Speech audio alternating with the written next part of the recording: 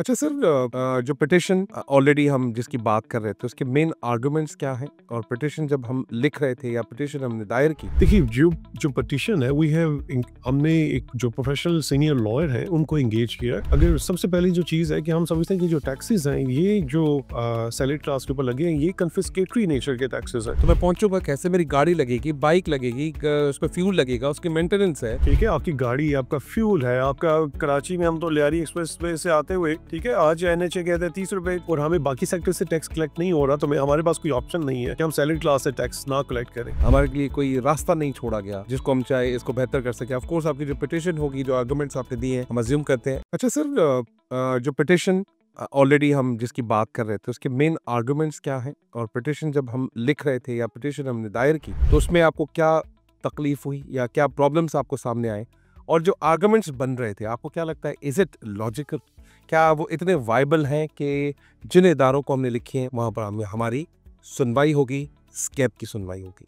Sir देखिए जो जो पिटिशन है वी हैव हमने एक जो प्रोफेशनल सीनियर लॉयर है उनको एंगेज किया है, सरदार जमाल सुगेरा साहब। He is Islamabad based, Islamabad Lahore में प्रैक्टिस करते हैं। Is a very senior professional. और जो जो जो जिन ग्राउंड्स के ऊपर हम पिटिशन को फाइल करना चाहते हैं वो हमने शेयर भी किए पब्लिक के साथ। उसमें जो अगर मैं की ग्राउंड्स की बात करूँ जिसमें हम चाहते हैं कि वो उनके ऊपर बात की जाए कोर्ट के ऊपर, उसमें से अगर सबसे पहली जो चीज़ है कि हम समझते हैं कि जो टैक्सेस हैं ये जो सैलरी क्लास के ऊपर लगे हैं ये कन्फिस्केटरी नेचर के टैक्सेस हैं। राइट। मतलब आप उसकी अनफेयरली एक बंदे की प्रॉपर्टी जो है उसको आप ले रहे हो। जो पार्लियामेंट है, ठीक है, वो मैं समझता हूँ, ठीक है, और मानते हैं कि पार्लियामेंट के पास लॉ मेकिंग पावर है, they can make any law what they want, लेकिन वो पावर है सब्जेक्ट टू द कॉन्स्टिट्यूशन, एक subject to the fairness, subject to my protection of my fundamental rights. आप मेरी प्रॉपर्टी अनलॉफुली नहीं ले सकते।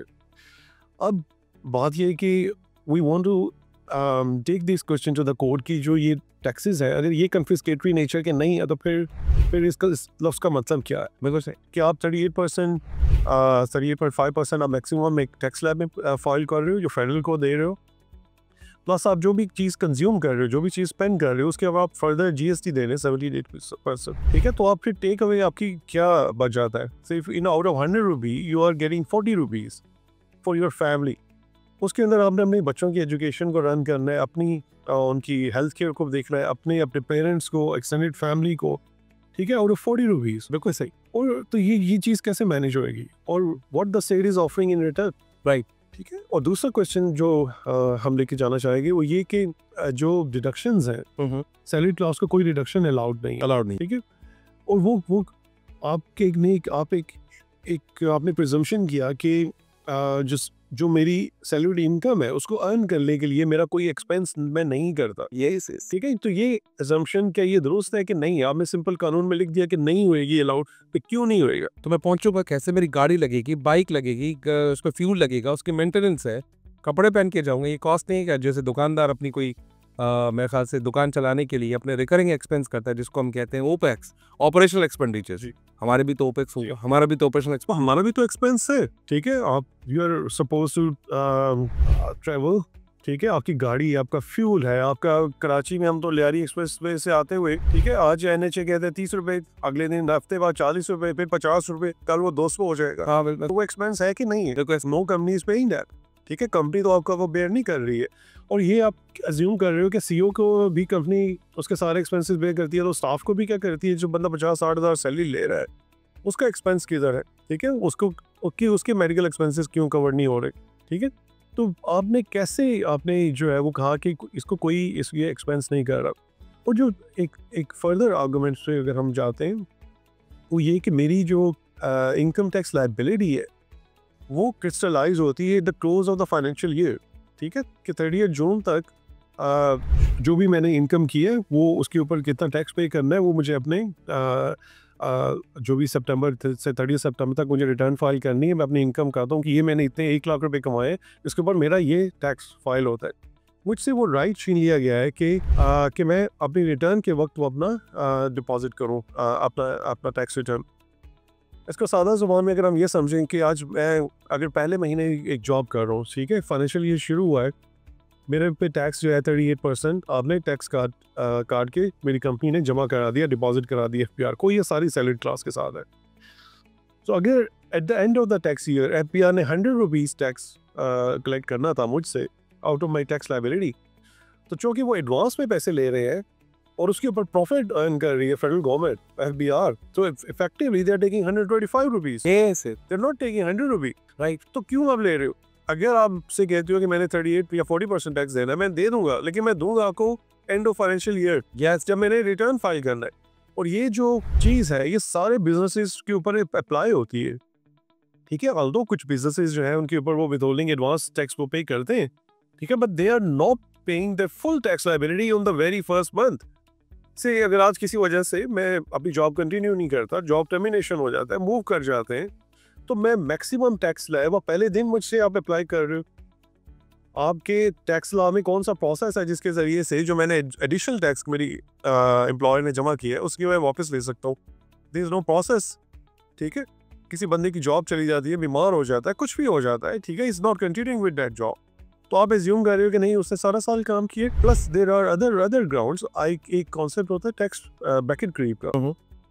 आपको पता है कि हमारे मुल्क में इन्फ्लेशन ठीक ठाक इन्फ्लेशन है, जो स्टेट बैंक के अपने नंबर है गवर्नमेंट के, वो 18-20%, 24% इतनों की बात कर रहे होते हैं, राइट?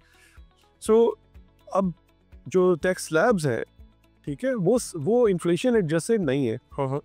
अगर 100 रुपये के ऊपर एक टैक्स कटता है, ठीक है, और एम्प्लॉयर जो है वो एक 101 रुपये दे देता है, ठीक है, तो एक नेक्स्ट टैक्स स्लैब में वो बंदा एम्प्लॉय फॉल कर जाएगा सिर्फ 1 रुपया बढ़ने से, ठीक है? हालांकि उसकी जो इफेक्टिव सैलरी है वो ड्यू टू इन्फ्लेशन वो कम हो गया, 80 हो गई है। यस सर, तो होना तो ये चाहिए कि सैलरी इन्फ्लेशन एडजस्टेड होनी चाहिए, उसके फिर ऊपर आप टैक्स लगाओ। बिल्कुल सही। तो ये कहाँ का जो है वो आप इंसाफ हो। There are lot of things to be added on. Grounds आप स्कैंडिनेविया का आप कहते हो, यूरोप के आपने टैक्सेशन फॉलो करना है, उसके बदले में फैसिलिटीज़ क्या है? और जो की ग्राउंड हमारे मिनिस्टर साहब ने दिया था और गवर्नमेंट ये दे रही है, वो ये कहते हैं कि क्योंकि पब्लिक सेक्टर की इनएफिशिएंसीज हैं और हमें बाकी सेक्टर से टैक्स कलेक्ट नहीं हो रहा, तो हमारे पास कोई ऑप्शन नहीं है कि हम सैलरी क्लास से टैक्स ना कलेक्ट करें, ठीक है? अब ये कोई वाइबल रीज़न है? मेरा क्या कसूर है? मेरा क्या कसूर है कि मैं आपकी इनएफिशिएंसीज को फंड करता रहूं फॉर इटर्निटी? ये अगर तो मुझे एक ट्रेंड नज़र आ रहा होता कि आप किसी तरफ जा रहे हो, आपने अपने भी कुछ कट लगाए हैं, आप अपने एक कंट्रीब्यूशंस अपने कम करने की, अपने एक्सपेंस कम करने की कोशिश की है, तो बात बनती है। लेकिन अदरवाइज तो वो आपने कुछ मुझे आपने प्रिटेंड नहीं किया कि मैं अपने एक्सपेंसेस कम कर रहा हूँ, मैं मिनिस्ट्रीज कम कर रहा हूँ, मैं जो आफ्टर द 18th अमेंडमेंट उनकी यूजफुलनेस नहीं है, वो प्रोविंस में जा रही हैं। तो आप कह रहे हैं कि और उसके बाद आपने क्या किया? प्रैक्टिकल साइड पे आपने तमाम गवर्नमेंट सेक्टर के एम्प्लॉयज़ की सैलरी 25% बढ़ा दी। जो लोग इनएफिशिएंसीज हैं, जहाँ पे जिन सेक्टर्स में इनएफिशिएंसीज हैं, उनको हमने रिवॉर्ड किया फॉर 25% इंक्रीमेंट। भाई ये कभी प्राइवेट सेक्टर में कभी नहीं हुआ है, कभी नहीं हुआ, ठीक है? तो अब ये जो इश्यूज हैं, अब ये हर एक इश्यूज है, स्टाफ लेवल से लेके CEO तक इश्यूज है, मैनेजमेंट के भी इश्यूज हैं। जो लोगों ने अपने पूरा कैरियर स्पेंड किया, आफ्टर 30-40 ईयर्स एक सर्टेन स्टेज पे पहुंचे, उनका 50% गवर्नमेंट टैक्स लेके जा रही है and they are getting nothing in return, ठीक है? तो ये सारी चीजें हम अदालत से लेके जा रहे हैं। मतलब यानी कि we have no any unopened window, हमारे लिए कोई रास्ता नहीं छोड़ा गया जिसको हम चाहे इसको बेहतर कर सकें। ऑफ कोर्स आपकी जो पिटिशन होगी, जो आर्गुमेंट्स आपने दिए हैं, हम अज्यूम करते हैं, क्योंकि उन्होंने भी अज्यूम किया, हम भी अज्यूम कर सकते हैं कि हमारी चीज़ सुनी जाए और मजीद इस आर्गुमेंट्स को बेहतर तरीके से पोर्ट्रे किया जाए। Thank you very much sir. Welcome to the Ranjit Kumar Show podcast. Winners don't do different things, they do things differently.